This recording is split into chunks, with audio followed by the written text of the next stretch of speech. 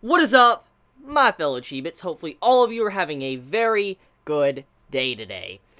And so, to begin, Chinatsu. I really like her. Now, I know everybody was telling me that she is apparently best girl. That's what all of the manga readers have been telling me for a couple weeks now, that the new girl that was going to be Tatara's partner, apparently she was going to be best girl. And after watching this episode, I don't think she is my favorite, but she is a really good character. Like, she is downright a really good character, and I see why so many like her. I can definitely see why many would fall in love with her character because of what she represents with this episode, or at the very least for the future of the series. So, just her character overall, the characterization of this episode for her, and the little details, it was perfect. It was perfect. It made me understand why so many told me that they like her and why she's just so good, and why many actually prefer her over Mako, which we got a couple episodes back. I think I can see why, but I'll save that for later for this video. To start off, though, just to say, this episode was truly a good episode, like, all around in terms of comedy, art and animation, pacing, just everything. It was a really good episode. I mean, we had preparation for the future of what Tatara's objective is. We got the partner established going on, and then we have the stuff with, Hongo, and also the characterization for Chinatsu.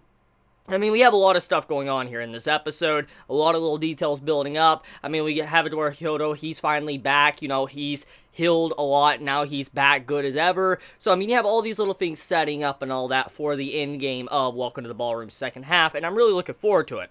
So, anyways, Hongo, I think that's how you say her name. Oh my.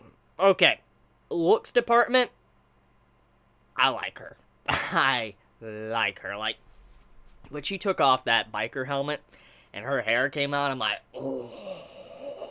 I was just like, nah, it's just, she looked amazing. Like, she looked amazing. I don't know what it was, just the way the animators did that scene when she took off the biker helmet and you saw her hair just brush out and you see the wind and all that blowing through it. Just that, I was like, I gotta take a picture of that. I just gotta take a picture. She's just, that's beautiful. It's beautiful, and I know for a fact I'm probably going to use that for the thumbnail for this video. Like, one segment of the, thumbnail is going to be a part of it, because that was just a beautiful scene, and as soon as I saw it, I'm like, I love this character. Like, there's just something about her design that really just stands out to me. I mean, you have all these other girls in this series that have, like, straight hair and all that, and some of them seem very strong-willed. Like, a lot of them are very strong-willed. I mean, Shizuku, she's very strong-willed. But seeing, Hongo and how she had her hair, like, all frizzy and stuff, just the way that the style of it was like, she is just waifu material. Like, she is amazing.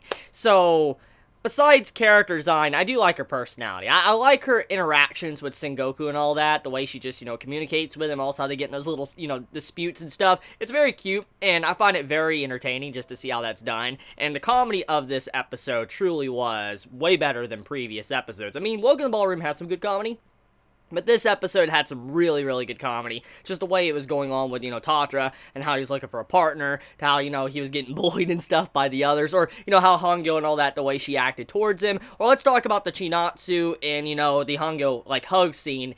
That had me laughing. Like, you see how the man's like, what's going on? He just starts rotating, you see the black background, and he's, like, shrinking. I'm like, that is funny. Like, that I was laughing. I was really laughing at that. And when you see Sengoku, he pops up, and he's, like, shrinking as well, like Tatara, because it's just such a bizarre scene. So, I mean, there was just some really good moments in this episode that really stood out and made me laugh quite a bit.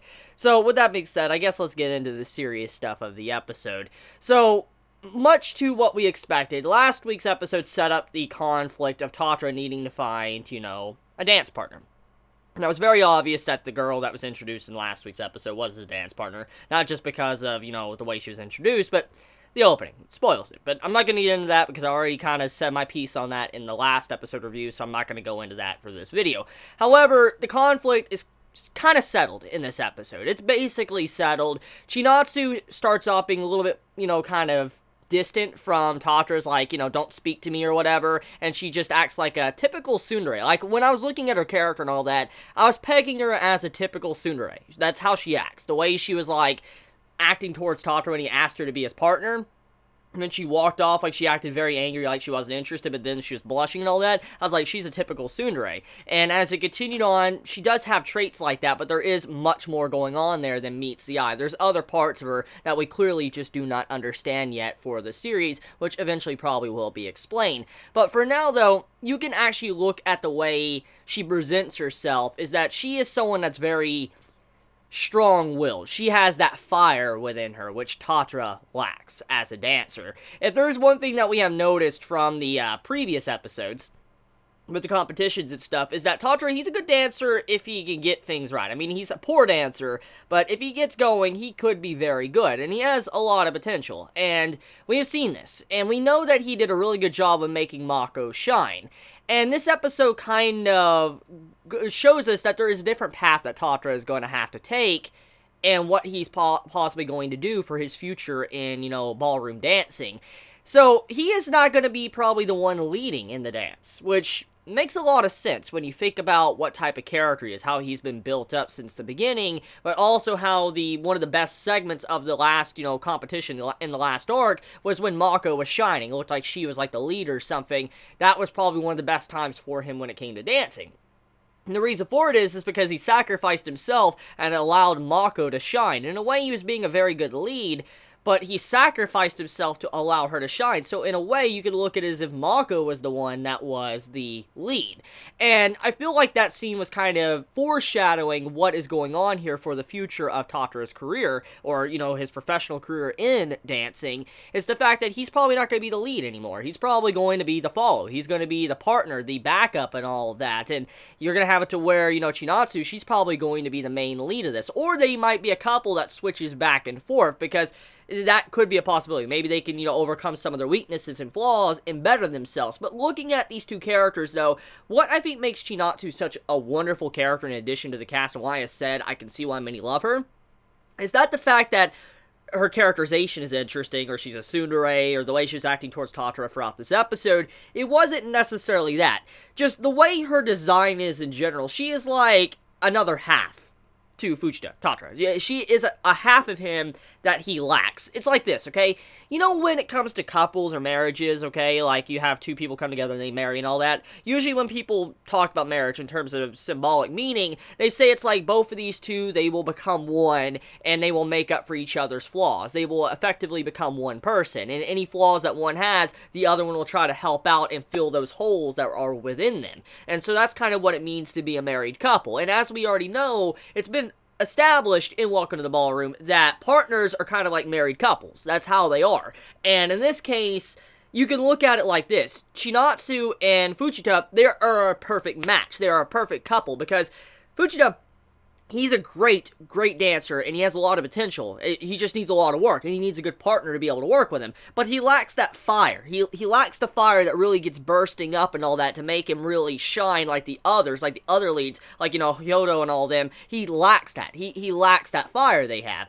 And it seems like Chinatsu is that type of character that would be like the lead. She'll have that fire within her, that aggressive nature that he lacks, and she will make up for that. As he is someone that's able to watch and figure out what to do and move and all that, the pacing wise, she is someone that can, be very aggressive and do something completely different from the norm, or something that Tatra cannot normally do. And that's what's showcasing with this episode. She is his other half. And so, effectively, you can look at these two characters as one. They're both the same character. It's like they got split in half, and one's the female, one's the male, and that's what you have here. So, I like that. I think that's what makes her character shine so much, is the fact that she makes up for his flaws. She is someone that is something he lacks, and he is something that she lacks. That's what I got from that scene.